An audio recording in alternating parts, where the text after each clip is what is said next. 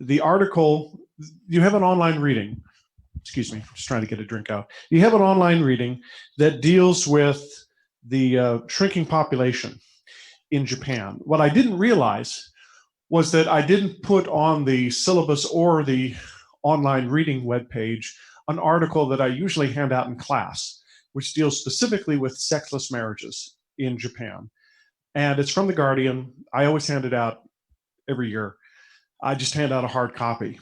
Fortunately, it's still online. So I just sent you an email of this article. It's not long. It'll take you 4 or 5 minutes, if that, to read. So if you've already posted on the discussion board, don't sweat it.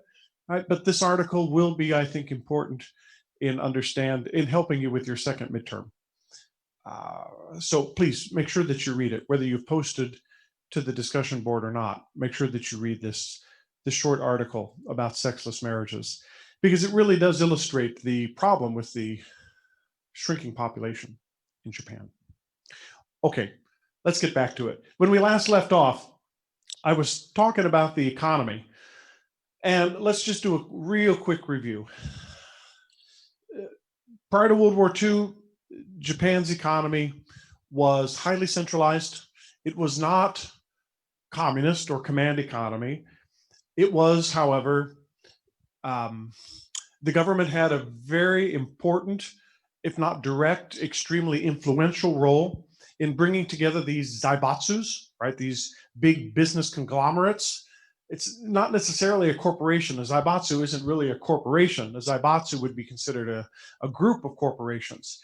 I suppose another word would be a cartel, perhaps, working together in order to industrialize Japan as quickly as possible. And it uses a expansionist and colonial policy in which it seeks to conquer and colonize the Asian continent. It is not interested in colonizing the United States. As I explained to you before, the reason why it bombs Pearl Harbor on December 1941 is not because it is interested in invading the United States. It's because it wants to keep the United States out of Asia. And of course, the United States has a colony in Asia, the Philippines. So you may or may not know, but the Philippines also is attacked on December 7th, 1941, as are a number of other military bases, naval bases that the US had in Asia. Well, of course, it loses the war. And during the occupation, its economy is being restructured. The zaibatsus are abolished. Land is redistributed. Women get the right to vote. Peasants are now, peasants may not be the right word, but certainly renters, we can call them renters. They are now becoming landowners. And if you want to turn a radical peasant renter population into a conservative population, give them land. And that's essentially what happens. Right? A lot of these poor people in Japan, now that they become property owners, suddenly become much more conservative because they want to ensure that the value of their property continues to rise. They prefer a more conservative, stable government rather than the kind of radical ideas that a socialist or a communist party would put forward. There actually is a communist party in Japan. I'm not sure anybody votes for it, but every once in a while it gets some press. So Japan then decides to embark upon an export-led policy. And what that requires is creating things at home and then selling them abroad, much in the way that Germany does. I mean, it's fascinating how Japan and Germany really do follow along the same paths, pre-World War II and post-World War II. Both of them become export powerhouse nations. So that's where we left off. I was just about to explain to you its export strategy and its industrial economy. So let's start there. Japan's economic success wasn't just based on US handouts. Obviously, after World War II, it is getting a tremendous amount of money from the United States. As I mentioned to you before, the United States wants to create this shining model. All right, you've got the communist revolution in China in 1949. Basically, China has fallen into a black hole. And what the United States wants to do is highlight the beauty of capitalism. And the best way to do that is to create this model in Asia called Japan. And Japan, of course, is able to devote a tremendous amount of its own domestic spending towards industrial research, R&D, building cars, building TVs, and not just building cars and TVs, but building better cars and TVs than what other Western industrial economies are doing, because it doesn't have to spend so much money on its defense. But as I said, it would be a mistake to simply see Japan as benefiting from US handouts. After 1952, the government initiated a number of industrial policies in order to provide investment funds and tax breaks and foreign exchange and imported foreign technologies to strategic industries such as electric power, steel, transportation, and coal mining. Strategic industries, industries, in other words, that would be extremely important in rebuilding Japan, because Japan is devastated. All right. A lot of urban Japan is bombed, burned to the ground. Really, before the atomic bombs were dropped on Nagasaki and Hiroshima on August 6th and August 9th, the US Air Force, well, there was no Air Force at the time, but the branch of the Army that was essentially the Air Force, the Strategic Command had a plan to virtually firebomb every urban acre of Japan. It was the atomic bomb that actually prevented that from happening. Historians argue a lot about the atomic bomb. I don't want to get into an historical issue here, but did the bomb save lives? Did the bomb actually end the war quicker? I think the answer is yes. Certainly Japan would have faced a lot more devastation had the war continued, and it still would have lost. I mean, its surrender was inevitable. What the atomic bomb did was it sped things up. And I know it's rather horrific to say that the loss of 130 to 180,000 lives is okay, but because it ended the war quickly. But at the same time, had the U.S. invaded Japan, you would have been talking hundreds of thousands of lives lost, not just Japanese, but of course also Americans. So I know it's a touchy debate, but Japan needed to rebuild, because even before the atomic bombing, its industrial capacity was destroyed. So this actually works to the benefit of Japan, because it is, like Germany, it is able to build from scratch, which means that it is using the latest technology. The United States was an economic powerhouse at the end of World War II and continued to be, because its economy grew and benefited from the war. We were not touched on our home front by the war.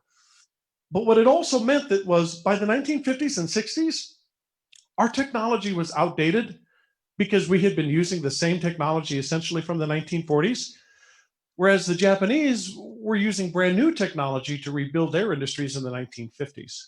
And unlike the United States, the Japanese continued to innovate. So, by focusing on these strategic industries, the government is essentially picking winners and losers. We believe that this industry is essential to the growth of our economy, so we are going to give transportation special benefits. But we don't particularly see, shoemaking as any kind of, we don't see a future for shoemaking here in Japan, or for Christmas decorations. It used to be a joke, made in Tokyo. After my grandmother died about 10 years ago, I inherited all of the Christmas decorations, because I love Christmas decorations. And what I noticed on the decorations that she had been collecting really since like the 1930s and the 1940s, rather than made in Taiwan, which is what everything said when I was growing up, it said made in Japan. Right? That was sort of a joke, made in Japan. Japan has long, by the 1950s and 60s, come to the conclusion that their future does not lie in making Christmas gifts. Their future lies in making televisions. And so by focusing on particular industries and giving it the government support that it needs, it is able to advance faster than, say, a free market economy like the United States, relatively free market economy like the United States, that doesn't have that kind of US intervention. Well, through an informal system called administrative guidance, the Japanese government encouraged business mergers and cartelization in order to reduce counterproductive competition between firms in areas such as prices and production and distribution. Here in the United States, we actually prevent that kind of conglomeration. Right? There are laws such as the Sherman Antitrust Act of 1890, which is still in effect. I mean, this law is over a century old, that prevents corporations from colluding, prevents monopolies from coming about, prevents cartels from operating in the United States. The Japanese government is encouraging it, again, because it wants to industrialize quickly after the war. And it believes that the kind of free market competition that we have in the United States is actually inefficient. It actually hurts corporations. I'm not saying I agree with Japan, all right, because there's a lot of evidence on both sides of the argument that you can make that it's either efficient or inefficient, or good for consumers or bad for consumers. What I'm trying to do is give you the argument of the Japanese government. And other industries would later be included, such as automobiles and computers and other high-tech industries. Japan wants to quickly industrialize. And so it's saying to minor corporations or businesses, you're getting in the way of that. We don't want competition to actually hurt our rise into an industrial powerhouse. Now, if you are, a Milton Friedman economist, you would say it's that competition that actually creates the kind of lean, mean, efficient industries that you need in order to rise above. And I think most economists would probably agree with that position. Japan seems to be the exception to the rule, because there's no question that the Japanese economy was like gangbusters in the 50s and 60s, thanks to this administrative guidance policy. Tariff and non-tariff barriers were also selectively imposed to protect home industries from foreign competition. Right? Again, if you're a free market, free trade kind of guy, then you don't believe that tariffs are a good thing. The Japanese also don't think tariffs are a good thing if tariffs are being placed on Japanese goods. But the Japanese have no problem placing tariffs on foreign goods coming into their own countries. And America tolerated this back in the 50s and 60s because of the Cold War. America wanted to ensure that Japan would quickly recover. And so while it was saying to its Western allies in Europe, we need to break down these tariffs, it was saying to Japan, that's okay. You do what you need to do. It wasn't until the 1980s when the American economy suddenly was starting to show real stress because of its age-old technology, because of the lack of competition. What I mean by that is we were not competitive with high-tech Japanese goods and automobiles.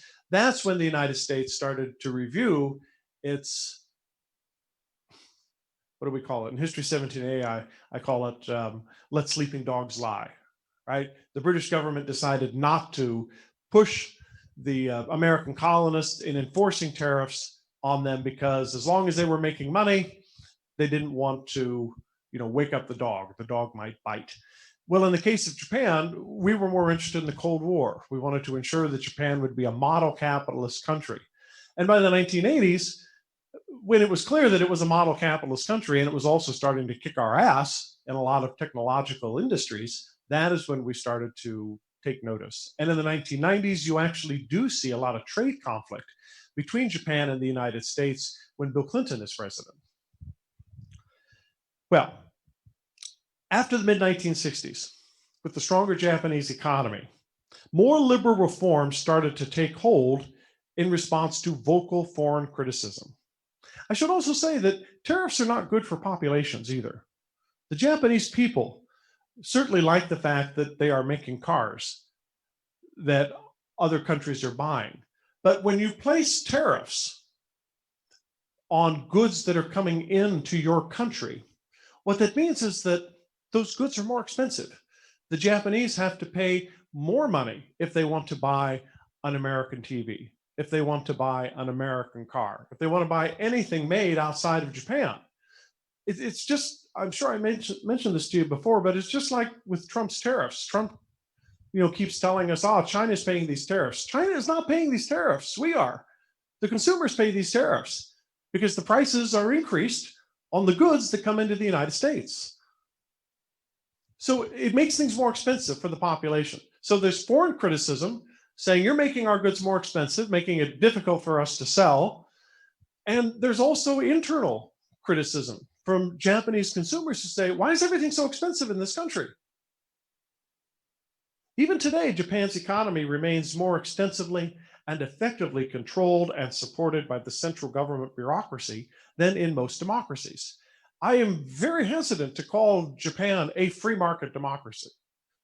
It's clearly not a command economy, but its administrative guidance, its industrial economic policy is clearly different than the kind of free market system that we have here in the United States or even in Great Britain. But it's not that far from Germany, though Germany doesn't use a lot of the tariffs that Japan does. Well, this industry coordination is done through ministries, such as the Ministry of Finance and the Ministry of International Trade and Industry. That's the most famous, it's known as MITI. These are designed specifically to coordinate and to encourage Japanese economic growth at home and abroad. And these ministries typically regulate and impose their protective powers over individuals and corporations and other social groups. And the way they do that is by issuing licenses and permits for virtually every kind of activity that deals with the public interest. Now, if you are a Japanese company, it's not so hard to get a license. If you are a foreign company, it is difficult as hell to get a license. And they make it as difficult as hell because honestly, they don't want foreign competition in Japan. Corporations also coordinate their industries by grouping together big and small firms that contract with each other for specific tasks. Both benefit. That is, small firms benefit through access to markets that the large firms do business in, and large firms benefit by subcontracting jobs to smaller firms, thereby saving money on the payroll. The upshot is that it's very difficult for foreign competitors to enter these closed groups. Example. Back in the 90s, when the Clinton administration was really pounding on Japan, saying, you need to let in foreign competition. Otherwise, this is going to put a severe strain, not just on our economic relationship, but on our diplomatic relationship. Japan responded by saying, okay.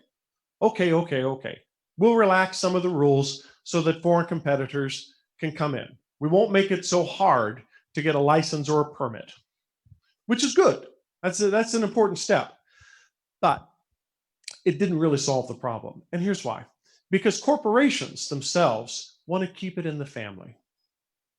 They want to keep it in the family. They don't want to hire outside foreign firms. So MITI may well say, we've made it easier for permits and licenses to be granted. But if you are a tire factory and you want to be able to sell tires to Japanese corporations don't want American tires. And I'm not suggesting it's because American tires are inferior. I don't know if they're inferior or not. That's beside the point. It's because Japanese corporations prefer to do business with other Japanese businesses. And so the problem really hasn't been solved. Another problem that Japan has is what's called vertical integration.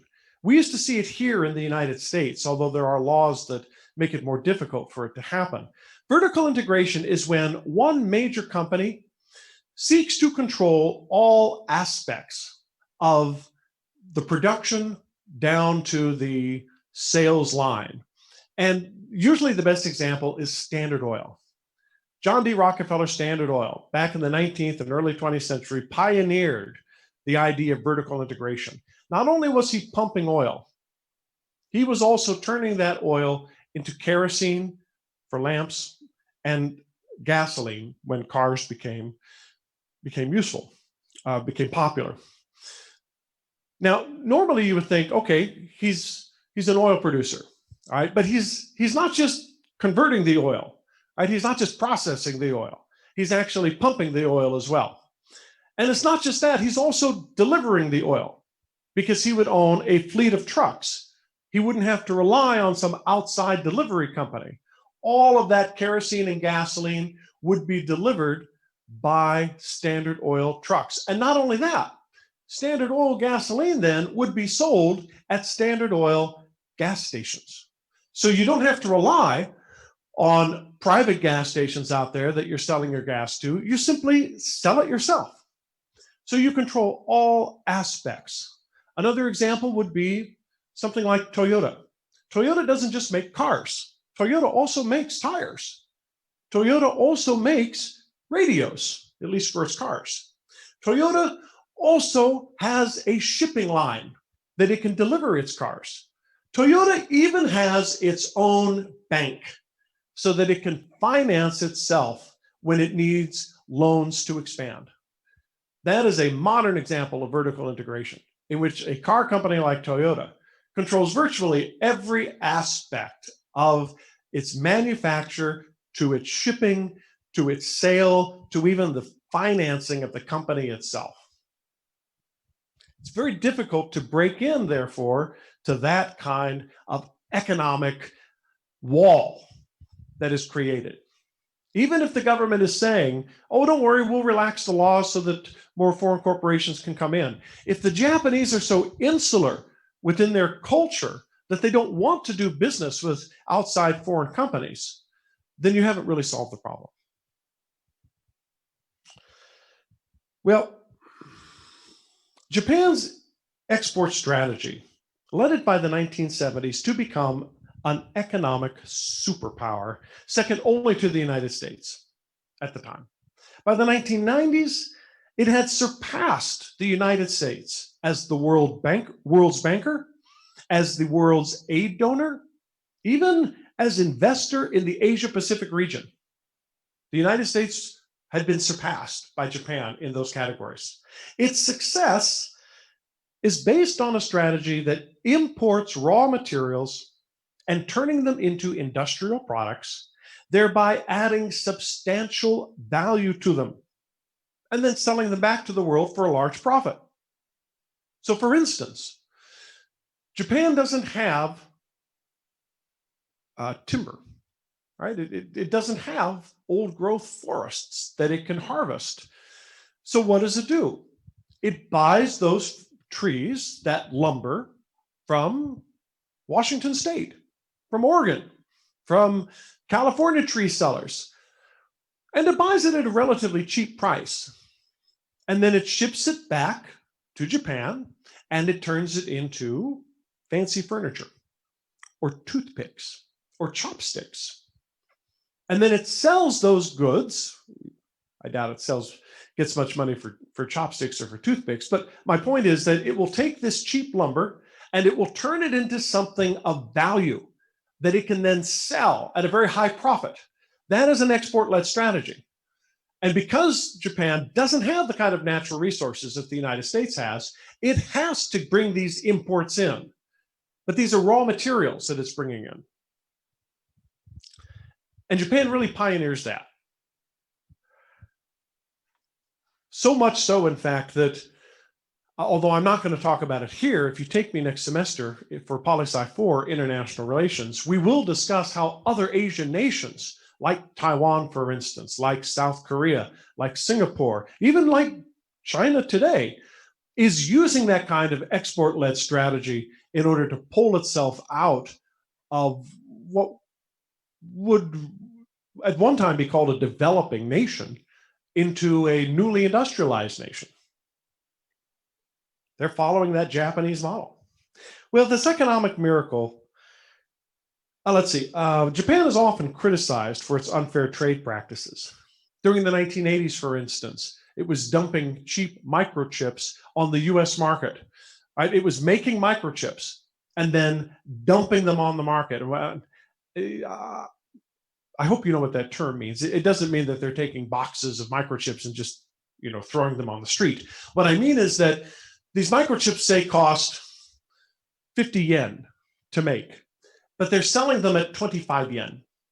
They're selling them at a loss. And the reason they're selling them at a loss is because they are trying to drive American microchip producers out of business, so that when there are no more American microchip producers that are going to be competing with Japanese, they will raise those prices to 75 rather than 25, right? So that they're making a profit. That's what dumping is. And it's absolutely a violation of free trade agreements. So Japan is often criticized for this. Japan has also become much more sensitive to these charges, largely because it understands that it is totally dependent on trade. One of the reasons why Abe, the former prime minister, built such a, or tried to build such a close relationship with President Trump is because President Trump had made very clear during the campaign that he thought Japan needed to be treated much more harshly in trade. And so he wanted to try and get on Donald Trump's good side. And if there's anything we've learned about Donald Trump is that he loves it when you praise him. And so by Abe treating him very well, giving him this very fancy state visit, state dinner and ceremonies when Trump came over to Japan, he was hoping that he could stroke his ego. And it seemed to work for a little while, but Trump is always unpredictable, and Trump really doesn't have any kind of strategy. I mean, the strategy today is what gets me reelected. And if it's being nice to Japan, okay. If it's not being nice to Japan, then that's okay too. And so the Japanese have found it very difficult to negotiate with someone like Donald Trump, but it has become much more sensitive to these trade issues because it does not want to be shut out of the American market. It needs the American market. More conflict is probably likely as economic globalization makes the markets even more competitive. But I'm sure also that Japan is happy that we don't really talk so much about Japan today. Instead, we talk a lot more about China. And if we're talking about China's unfair economic trade policies, then the Japanese can at least breathe a sigh of relief. Well, this economic miracle couldn't go on forever. While Japan was averaging 10% economic growth back in the 1960s, this average steadily declined in the following decades: 5% in the 1970s, 4% in the 1980s, and down to 1.7% in the 1990s. What happened? Well, Japan, not unlike the United States in the decades after World War II, had grown used to its success, and therefore, over time, became more inefficient in its investment, in its capital, in its labor strategies. I think this, and there may be economists that disagree with me. I don't pretend to be, an economics expert. All I can do is sort of provide you with the wisdom that I have gathered through my own studies in history and political science. And perhaps what we're seeing with Japan today is that while its administrative guidance policy early on helped to jumpstart a boom in that industrial growth by directing money to certain sectors, what we are finding now is what you tend to find in state heavily directed economies, and that is inefficiency, lack of competition, no longer keeps you sharp. All right, it doesn't keep your industries on the cutting edge. Now, I'm not in any way trying to suggest that Japan's economy has gone the way of Mexico, right? And you'll know what I mean when I give you a lecture on Mexico. Mexico's economic regulation from the top was an absolute, utter disaster for the Mexican economy. And of course, we know that command economies don't work. This is why, after all, the authoritarian communist regimes all collapsed. Even China today is not a communist state. We call it communism. There's no communism in that mofo. And I'll give you a lecture as to why that's the case. Even China is embracing capitalist reform because command economies don't work. Well, Japan is not a command economy. It never was, but it was a heavily regulated economy. And I think some of those chickens may be coming home to roost now that we've seen Japan just isn't as sharp and competitive and efficient as it once was. Add to this an asset price bubble, primarily in real estate, growing in the 1980s that finally popped in the 1990s. And Japan was finally required to reduce its excess debt to restructure its workforce, to lower its interest rates to 0.1% in order to battle deflation as it entered its lost decade. Literally, the Federal Reserve, the equivalent of the Federal Reserve in Japan, actually used negative interest rates. We had done that for a time. It can be useful when you are in an economy that is in a tailspin and you want to try and get people spending money again. Essentially, what you do is you give money to banks. I remember that here in the United States, you want to borrow money from Bank of America to buy a boat. Bank of America borrows money from the Federal Reserve so that it can lend you money to buy your boat. But it pays an interest rate.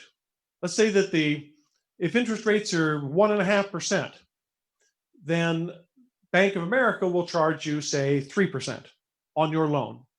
But what if the Federal Reserve rate is negative 1%? What that means is that the Federal Reserve rate is literally giving Bank of America money and then some. So if Bank of America wants to borrow $10 billion and it's negative 1%, it is also giving it an additional, million or 10 million? I was a history major, not a math major, in order to allow Bank of America to make even more generous loans at lower interest rates. Now, you as a consumer, you will never pay negative interest rates. But if you buy a car, you're essentially, and you refinance it, or you finance it through the dealer, you're essentially paying 0%. Right? There is no interest on that. There's absolutely no interest payment that you are making when you buy a car. And so that will generate spending. Right? The bank is still making money because it's making money from the Federal Reserve by giving it extra money.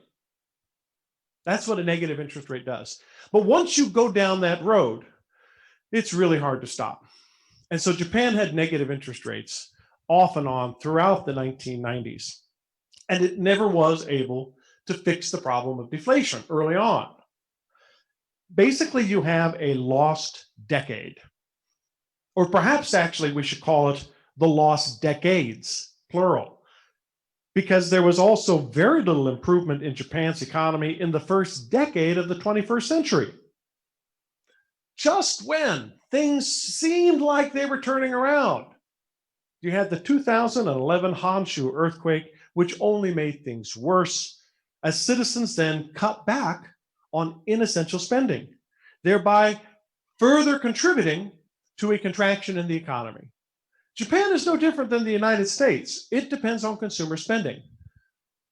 But if the Japanese consumer is not buying things because they are afraid or because they're afraid that they're going to lose their job, it's something I forgot to mention. It used to be that in Japan, when you got a job, that was your job for life. Work security was a given. Nobody would lose their job. That's not the case anymore in Japan. There isn't a single industry out there that has not had to put people on unemployment in order to cut back on spending during hard economic times.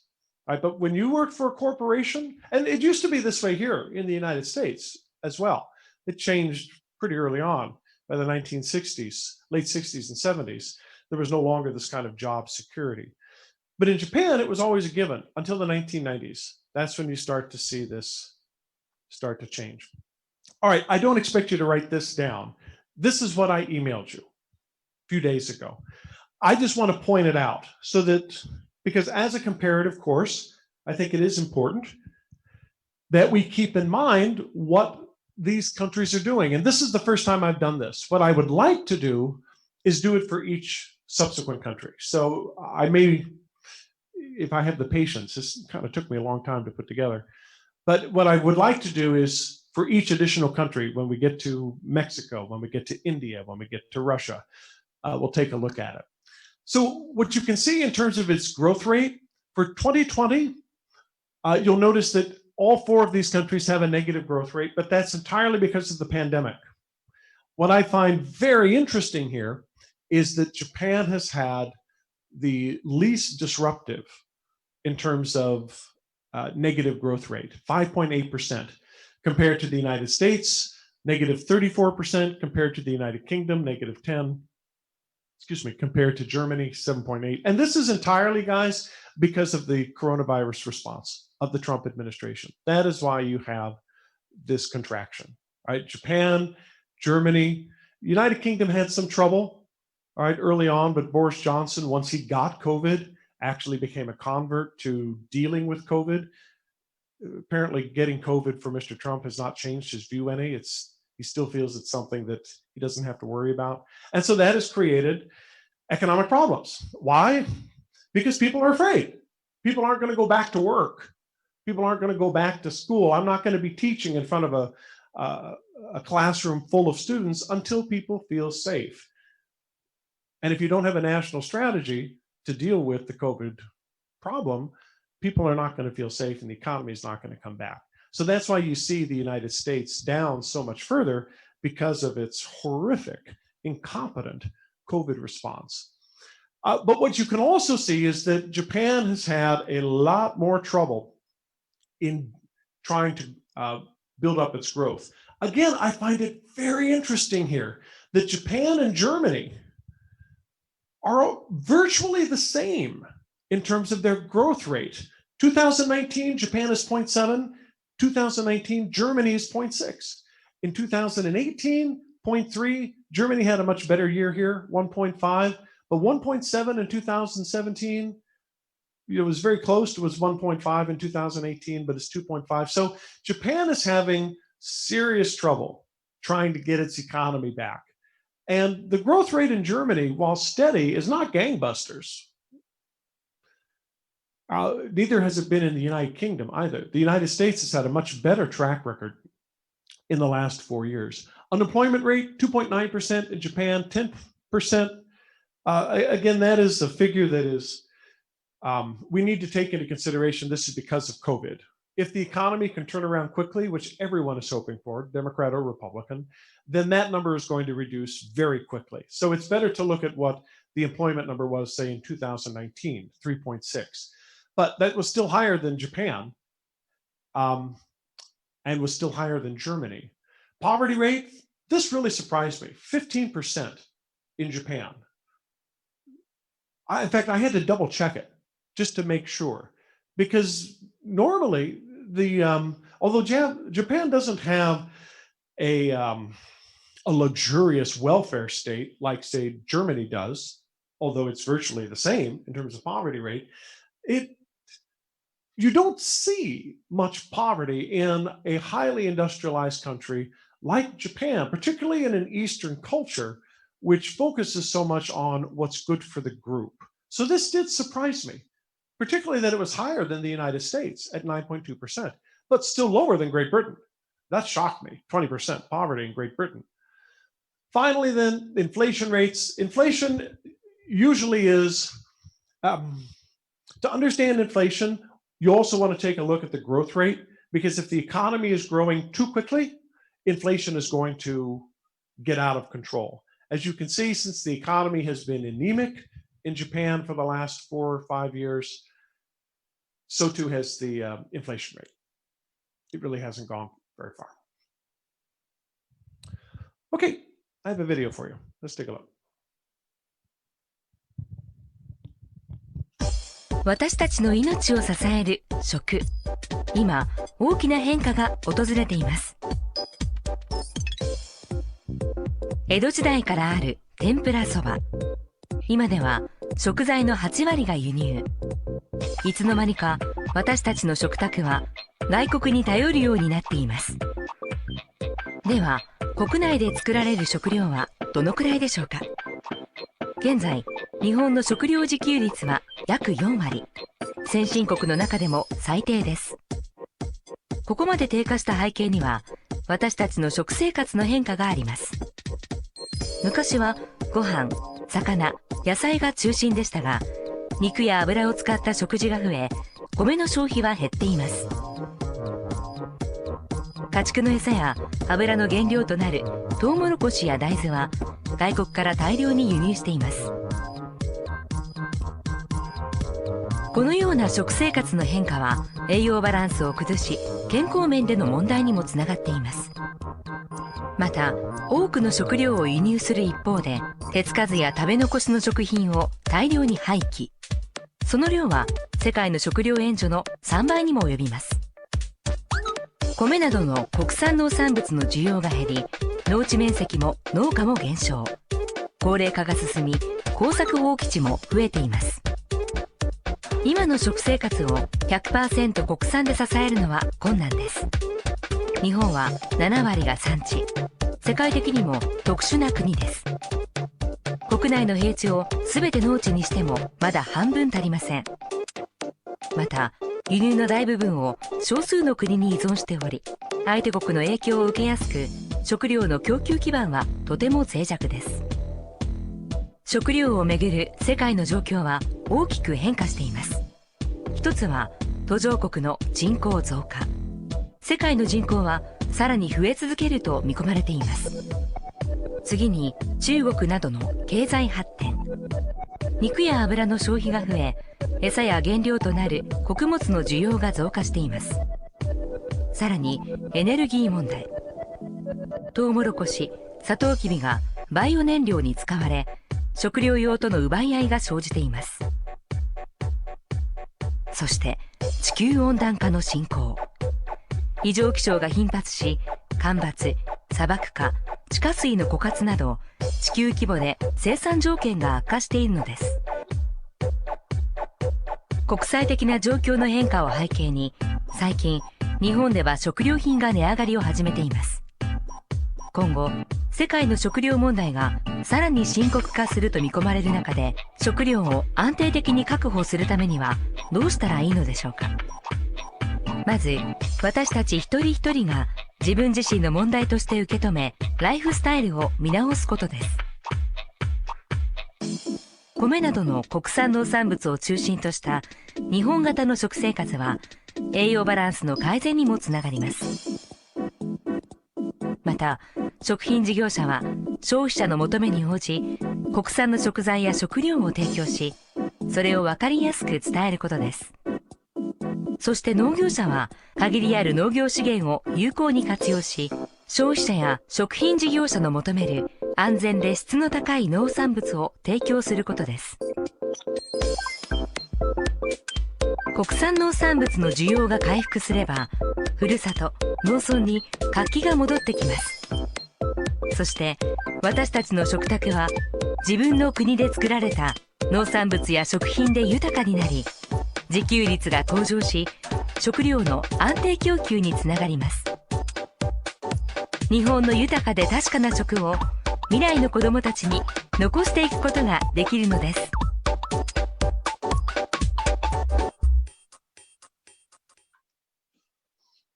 Okay, doesn't Japan look like a great place? Everybody dancing and hopping in the supermarkets, and even the cows and chickens all dance. Now, why did I show that to you? Because it is really freaky. There's just something about that cartoon I really love. But there's more to it than that. This is put forward by the Ministry of Agriculture, and it is putting a nationalism spin on trying to get Japanese consumers to buy Japanese products. Right? Don't be like those fat gaijin Westerners, right, who just eat beef all the time and they grow fat and they grow lazy and flaccid. You should be eating fish. You should be eating rice. Not only is it healthy for you, and it is, I'm not knocking that, it is healthy for you, but it's also good for the economy.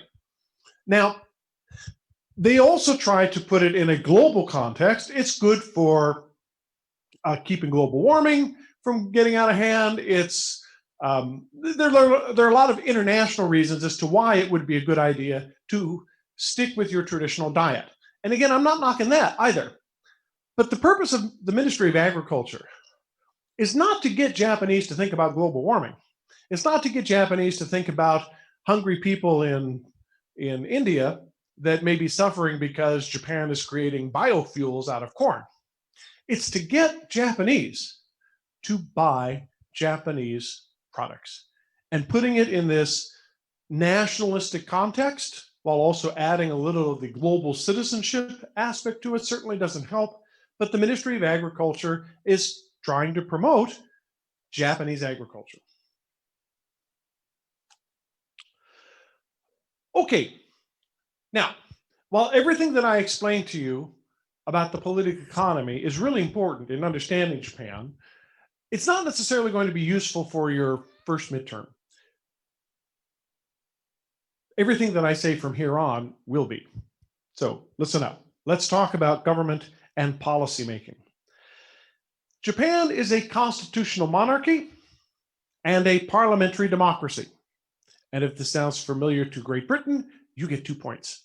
Yes, absolutely. It is a unitary state containing a strong central government and weak local autonomy. Now, they don't use the phrase parliament is supreme. But if we were to attach a phrase to Japan's unitary system, it would simply be the national government is supreme. The national government has all power. All power. Regional governments are there.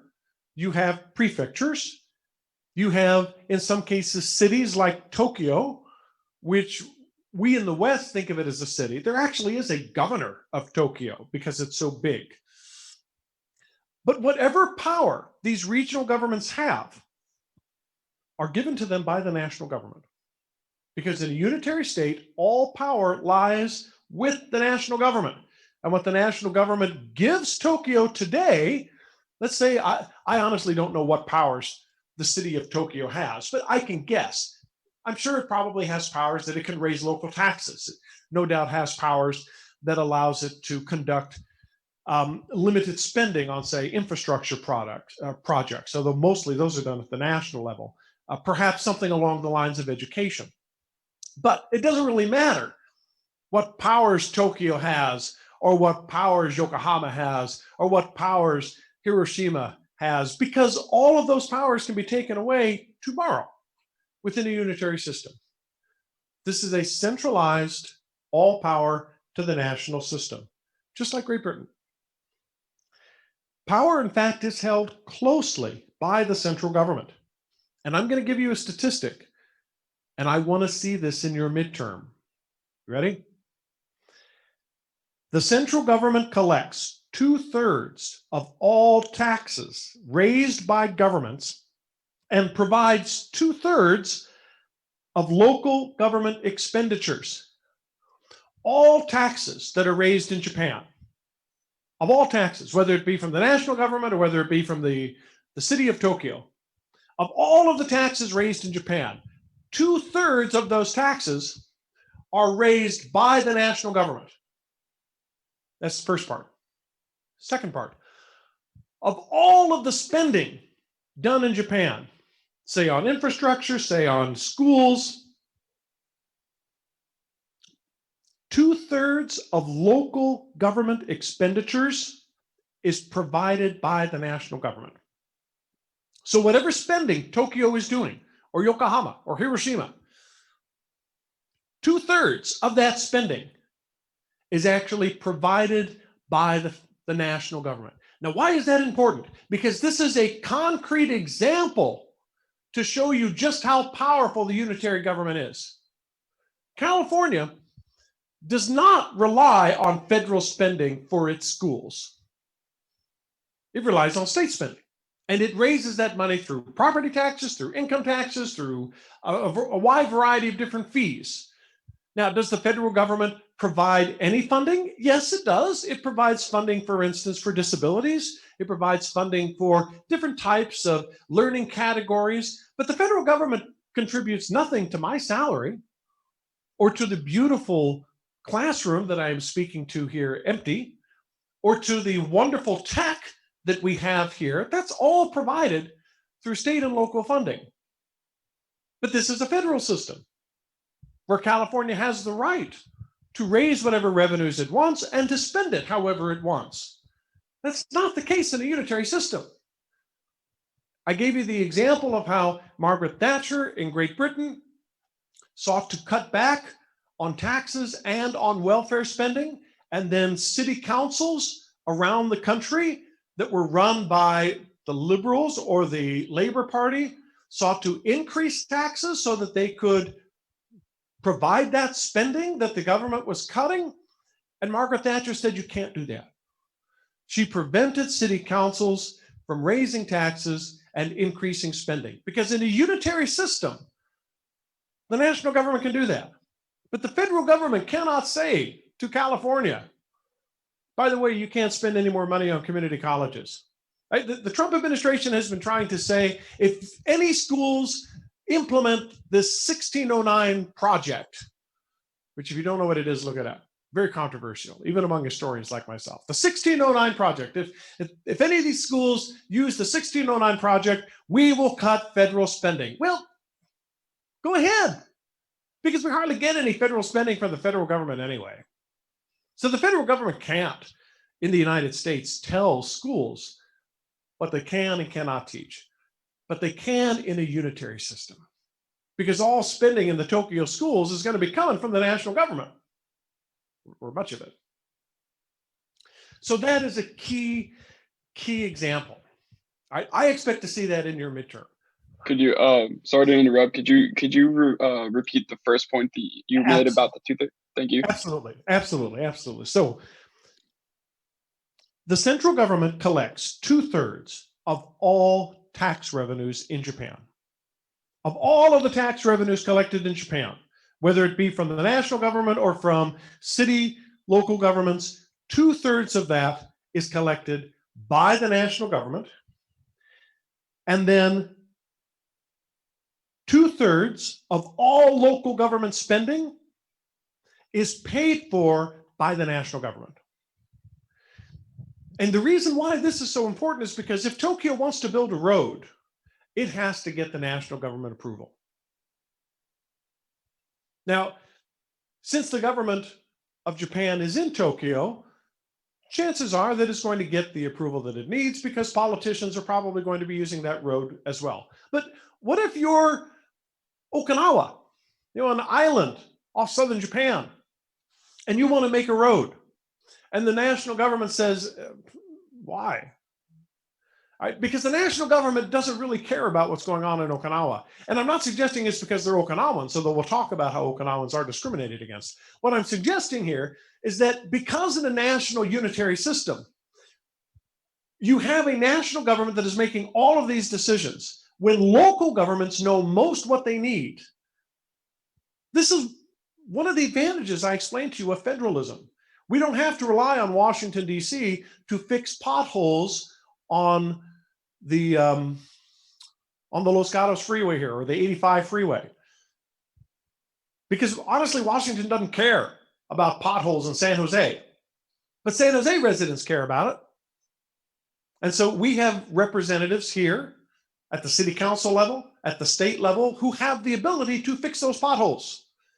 But it's more difficult in a unitary system where everything is centralized. And so large public programs and projects are planned and funded by the central government, but then they're implemented by the local government. So the national government will say, I'm sorry, I said federal government. Forgive me, I'm an American. I'm used to saying federal government. Let me just say national government. So the national government will fund these programs, and then the local government will implement these programs. So essentially the local government is there to do the bidding of the national government. And while that sounds rather evil, right, the local governments are doing the bidding of the national government, I don't mean it in any sense to be evil. The Japanese certainly see it as efficient. After all, this is an island nation.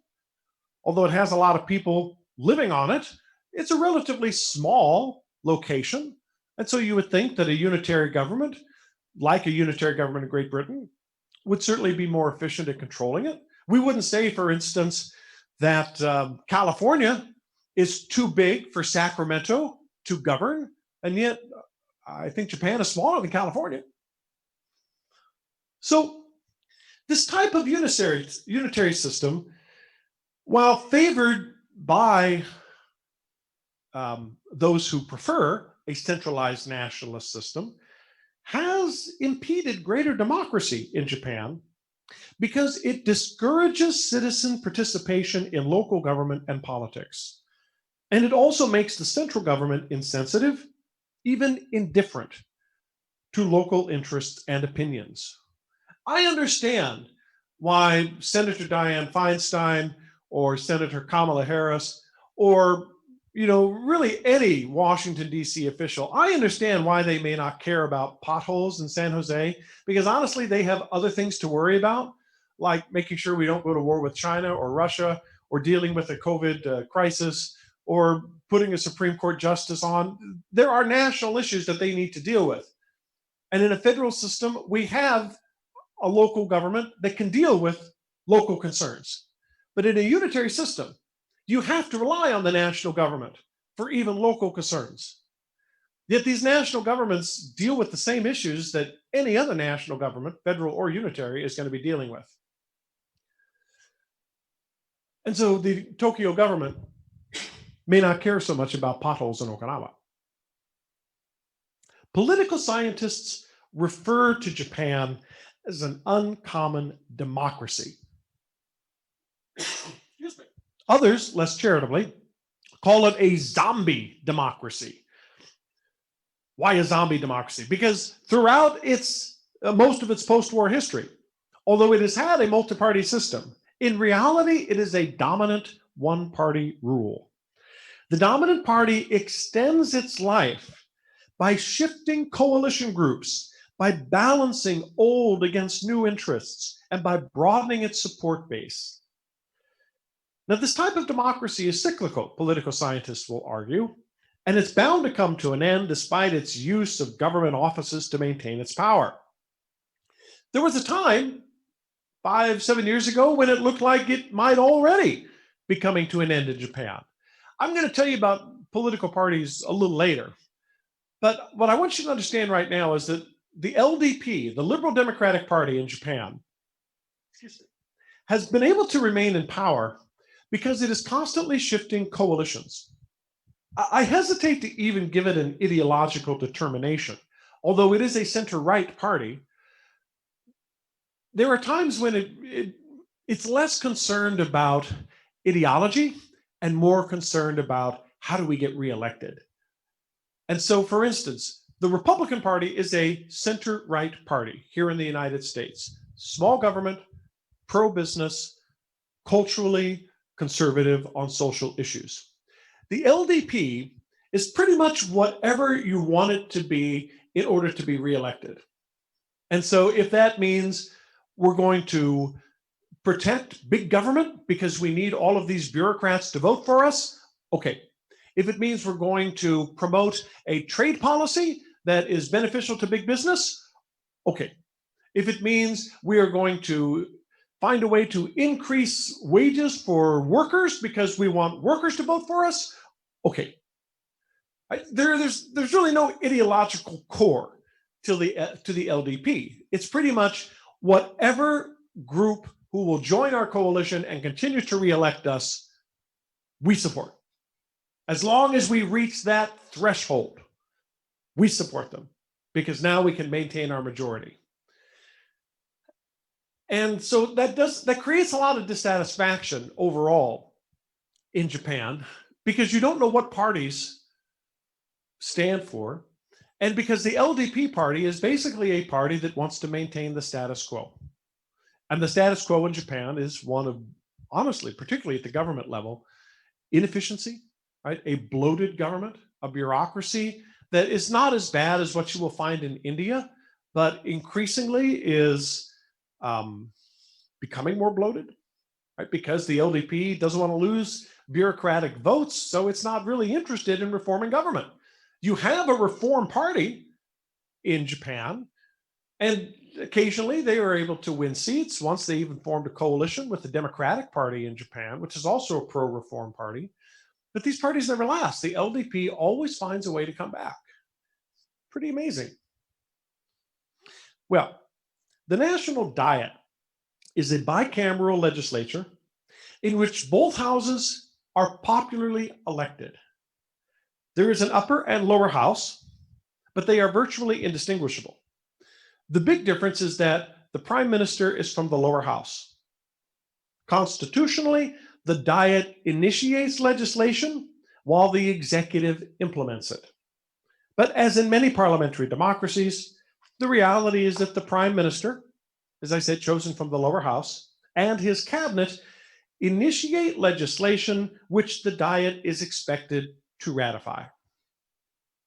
Now, the only time you have problems in this system is when you have different political parties controlling the chambers. It doesn't often happen. Usually, you will have one party controlling both chambers. But it did happen, again, about 7 or 8 years ago, I think now, when Abe, who is former prime minister, just resigned a month or two ago, and he is of the LDP.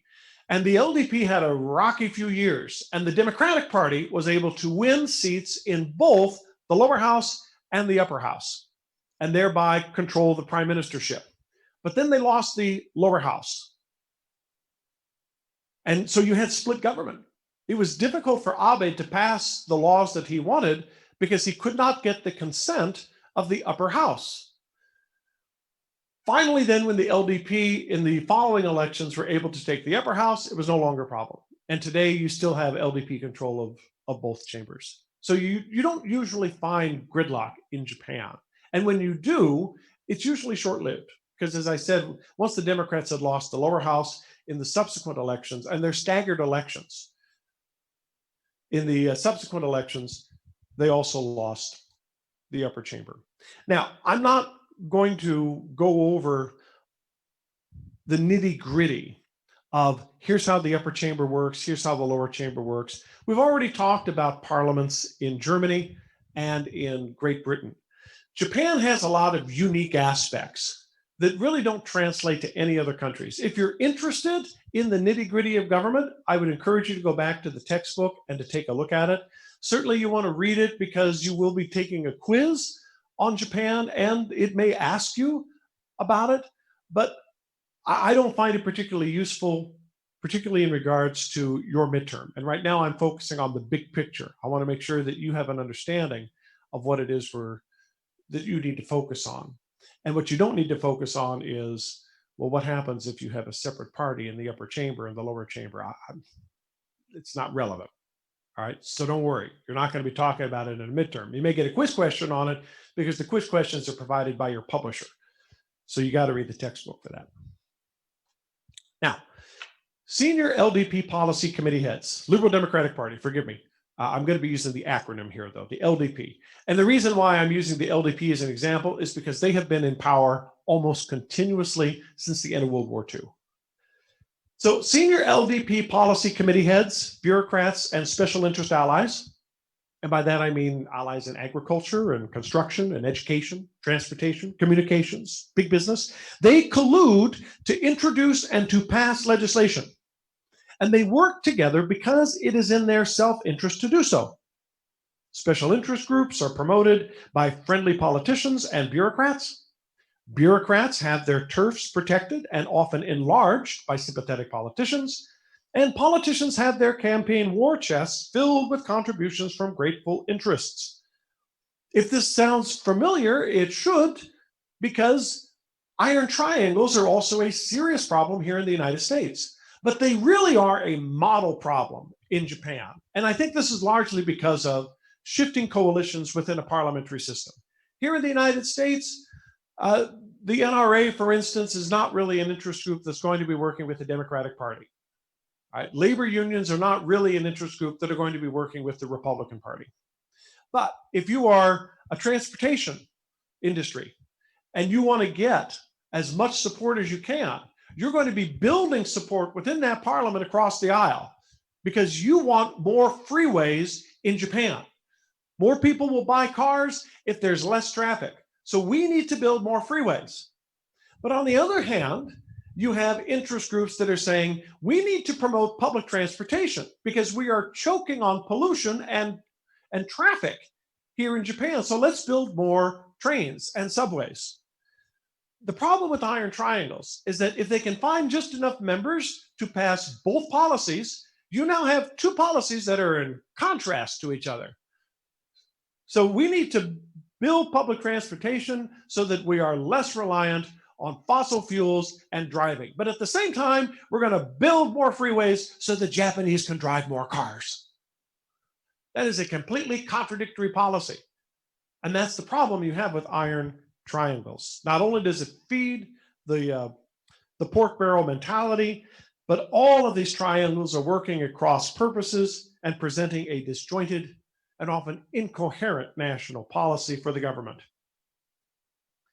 And so for that reason, there are few long-term coherent policies in Japan because you have the power. Going a little too fast, got to do the bureaucracy first. Now, each cabinet member is responsible for a ministry of one or more agencies. These cabinet appointments, however, are based on political payback rather than expertise. Here in the United States, there is usually a huge outcry if someone takes over an agency and they know nothing about it. Most of our cabinet ministers here in the United States, our cabinet heads, they tend to know something about the department.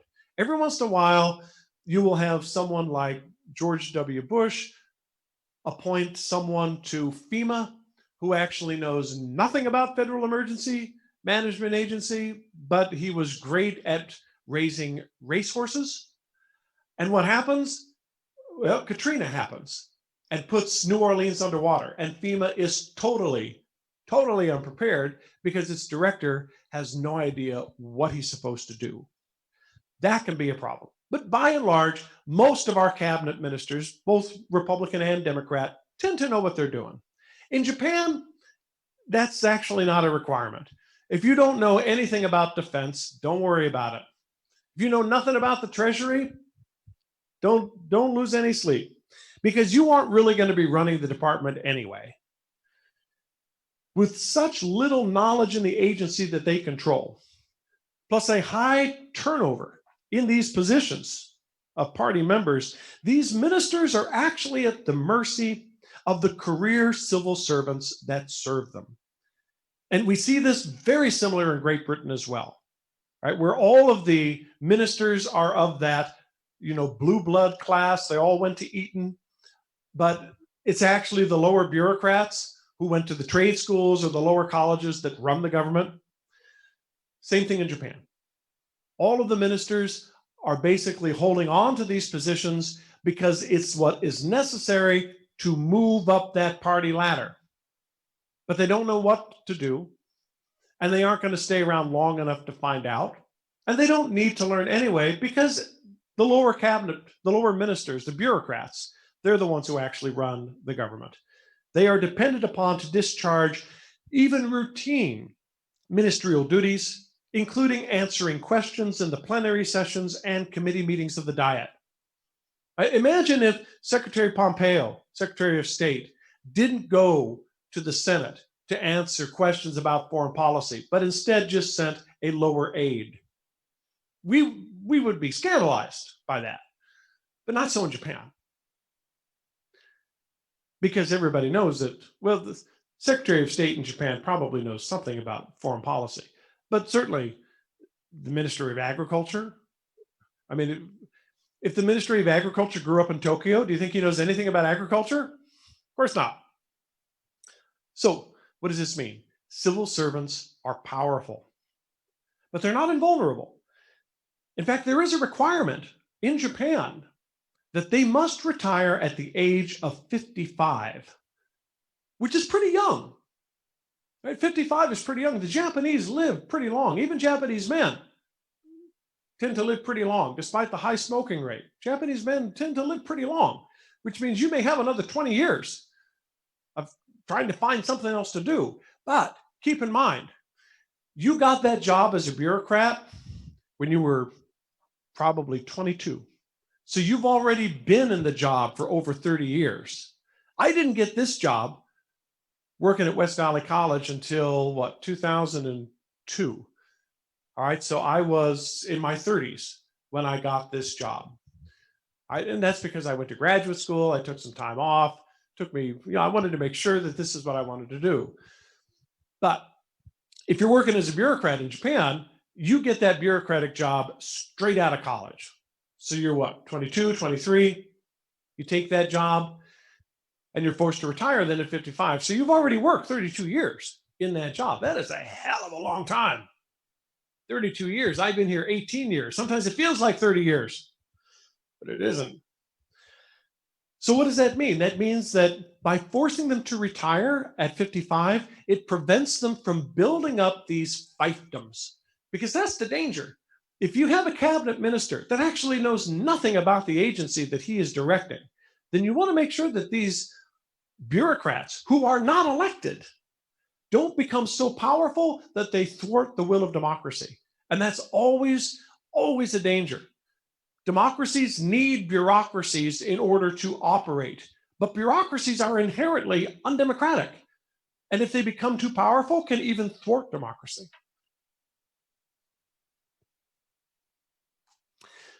Japan is required by its constitution to renounce war and only maintain a defensive peacetime army.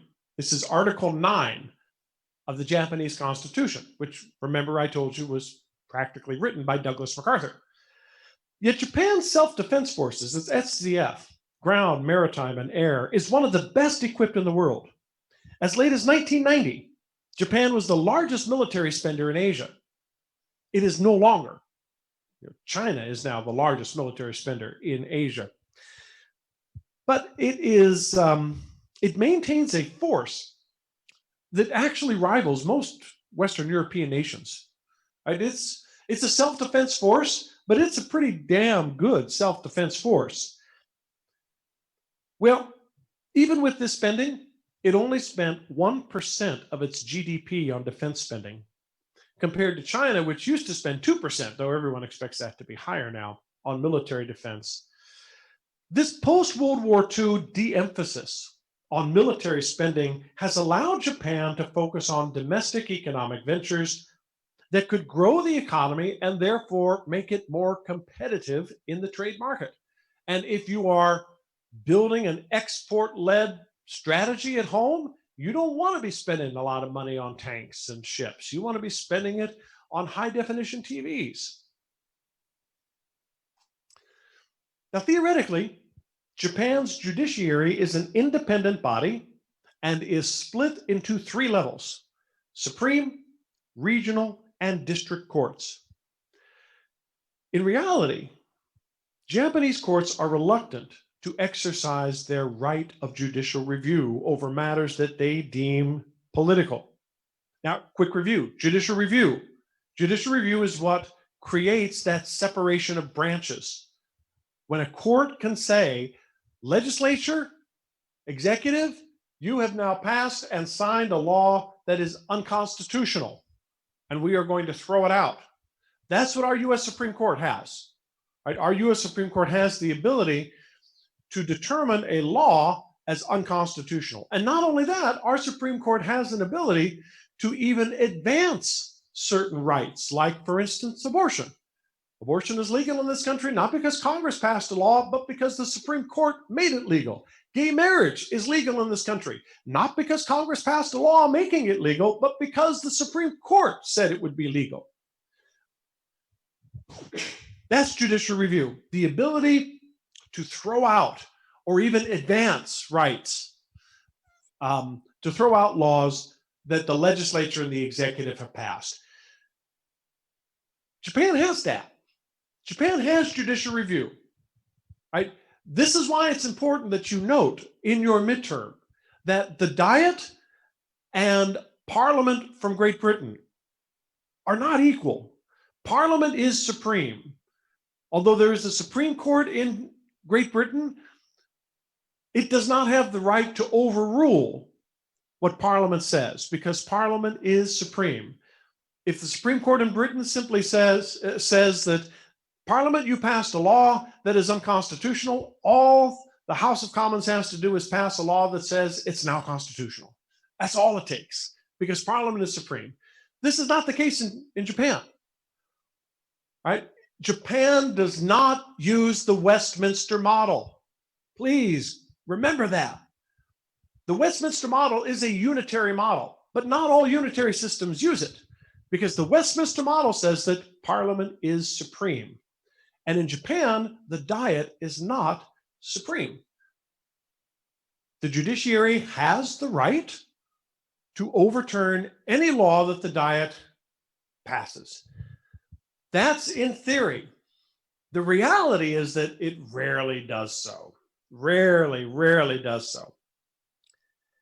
And so a consequence of this is the Supreme Court's unwillingness, for instance, to fundamentally redraw election districts.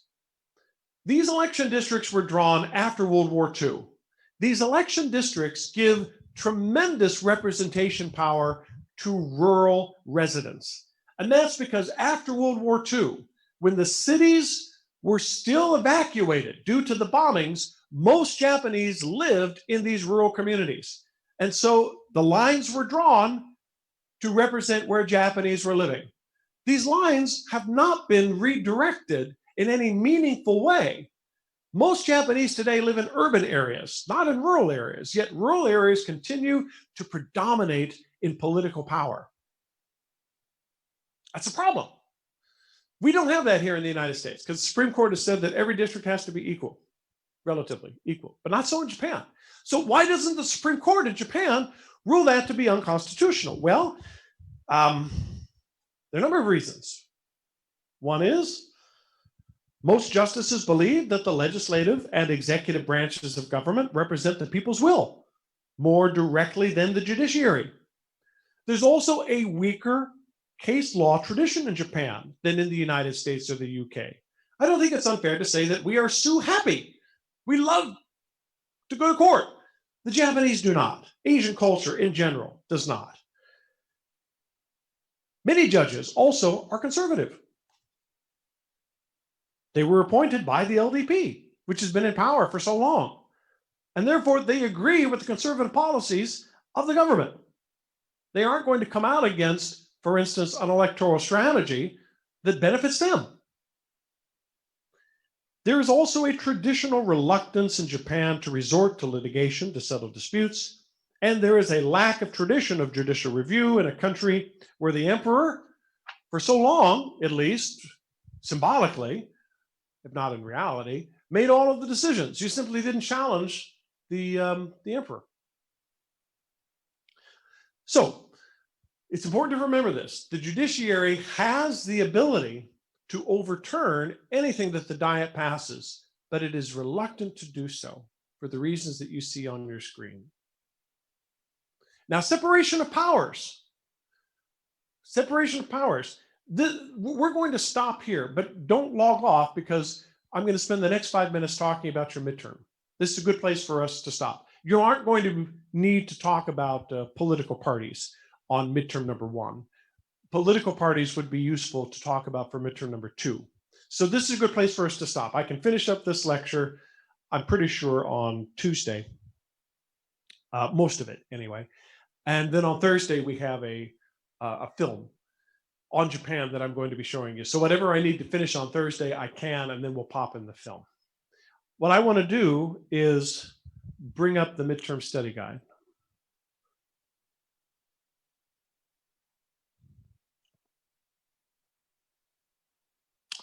All right, let me read the question to you. In this course, we have discussed the differences between unitary and federal systems. Compare these two political systems in terms of representation, voters, regional governments, states, interest groups, and policymaking. How are laws made and implemented? By drawing on specific examples from Britain, Japan, unitary, and the United States, Germany, federalism. You will want to explain the relationship between the national government and subnational governments in these different systems and how policy gets made. You should also point out that there are differences even within the systems themselves. For example, is there a one-size-fits-all federalism? Or do Germany and the US have different models? Does Japan also use the Westminster model? Or does its Diet function differently?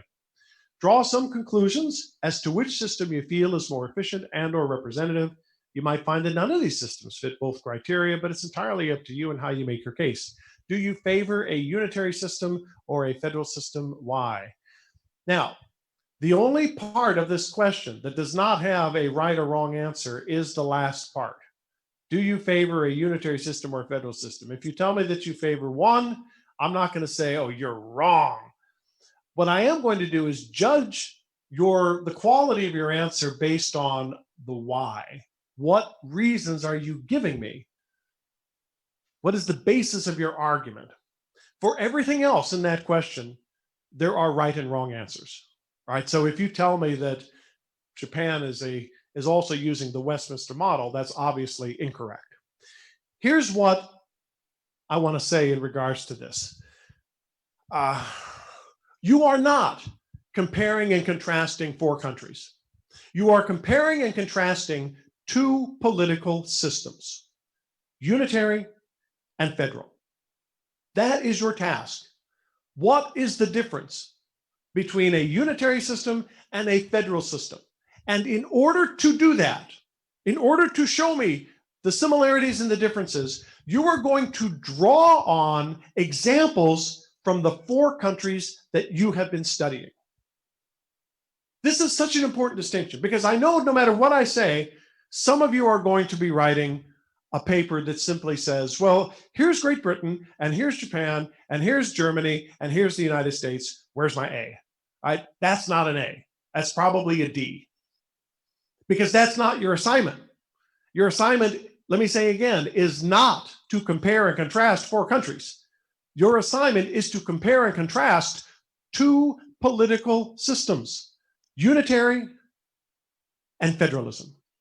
And you are going to draw on the examples from these four countries to illustrate the differences between unitary and federal systems. So please, please, please remember that your assignment is to compare and contrast two political systems, not to compare and contrast four different countries. Now, it is important that you use examples from all four countries because that will show me that you are awake during lecture, that you are taking notes during lecture, that you are reading. You are not going to use any quotes. No quotes allowed. Please, let's go down to right here under length and format. Don't feel, let's see, no. Plagiarism. All answers should be in your own words. Use lots of examples and cite each example with a page number. If you do not use a page number from the textbook, you are going to lose points. Right? Expect that you will get a low grade if you do not cite your examples. But do not use quotes. If you use quotes, you're going to lose points. Because I've told you, don't use quotes. It says here, don't use quotes. If you still use quotes, you're going to lose points. All examples should be substantially paraphrased in your own words. And since I have read the textbook, I'm going to know if you're just lifting sentences out of it. I've been using this textbook for 20 frickin' years. I know what it says. So don't test me on this. You will receive an F on your midterm for plagiarism and possibly an F in the class for gross infractions of this rule. So I want lots of examples. I don't want any of those examples in quotes. I want you to paraphrase it in your own words. Tell me what these examples are. You can use examples from lecture, that's okay, but I prefer to see examples from the textbook. So this 2/3 revenues example and 2/3 spending that I gave you from Japan, it's okay if you want to use it from lecture, but you want to really impress me, you want to really show me that you've done the readings, give me the page number from the textbook, because that example is from the textbook. All right, so I want to see that you've read the textbook. And if all of your examples are citing me, well, I'm flattered that you're listening to my lectures, but that also tells me you're not doing the readings. And the readings are required. It's 1:55. It's unfair for me to keep you any longer. But if you have any questions, please send me an email. I will not read rough drafts, but if you want to send me an outline, a brief outline, I'm happy to read that for you. But don't send me any rough drafts. Don't send me any detailed outlines. This is a midterm. Right? For a paper, I always read rough drafts, but this is a midterm. You need to know what the material is. I've given you all the answers. I've given it to you in my lectures. You know where to find it in the textbook. But if you want to send me an outline, I'm happy to read an outline. Okay, thanks for sticking around those extra few minutes. Have a great weekend. Again, if you have any questions, send me an email. I'll be back in my office at 2:15. If you want to give me a call, I usually leave around 2:30, 2:35, but I'll stick around if you want to talk. So see you next week.